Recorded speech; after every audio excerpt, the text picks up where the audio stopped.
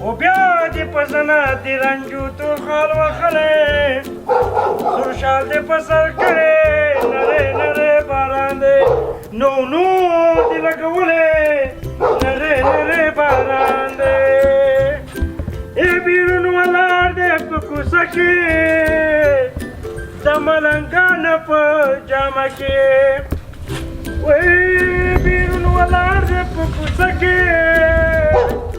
د ملنګانو په جامه کې دیدن به وشي که ونشي ملنګانو مخ واړوي لغمان دی زری زری جانان دی وچې بوټې مې څنډه سړی ډکې لیلا ولاړه وه په دروازه کې لیلا ولاړه وه وچې نیالګي ورته کرمه دیدن کومه وچې بوټې مې څنډه چوټي نکې لیلا ولاړه وه په دروازه کې ولیلا ولاړه وه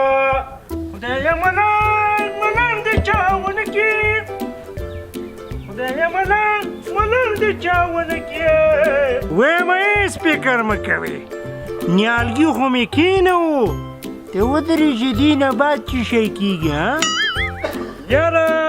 زه خو یم که نه ماښام شو زه به داسې کار وکړم چې دا خپل نیالګي نه دی دا کوم نیالګي چې ما کېنولی دا باید زه بیرته ویسم له خیره سره ورته یې ولې چې بس هر سړی په دې شیانو باندې ښه پوهېږي چې به ځان سره یې وړي او که همدلته شپه ورباندې سبا کوي نو بس هم دغه دی دا خپل چې کوم ونې مې لګولي وو دا به بیرته واپس ویسم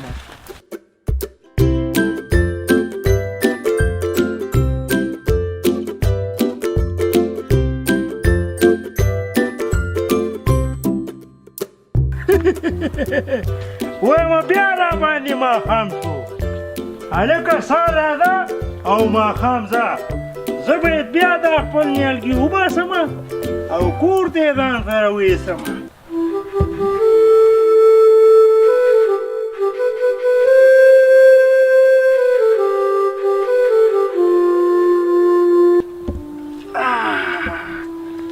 دغسې ښکلې ځواني لرې ته ښکلې ځواني لرې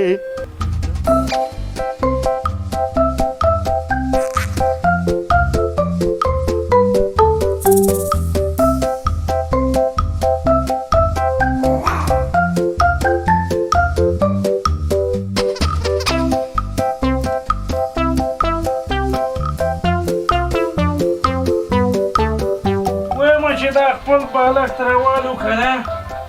او دې نیالګي باندې کېږدو چې دا نیالګي مې لږ ذره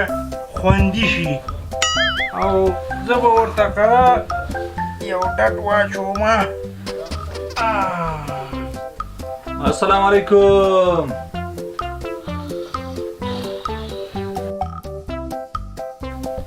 وکاکا جانه دا نیالګي دې ولې راوړي او د بالښت لاندې دې ایښي دي وا ځوانه زه درته وایم چې حالات خراب دی هغه ورځ چې دی د زمان ماما ټول نیالګي ایستلي وو او ځان سره یې وړي وو ما بیا چې شی وکړو ما ویل چې هلکه دې ورځې په ښایسته ځمکه کې کېنوه او چې کله د شپې لخوا راځې نو ځان سره یې وباسه راوړه دغلته سر لاندې کېږده او کله خپل خوب وکړه وا ځوانه په پارلي کې یو متل دی که مال خود اوشکو همسایه را دز نگیری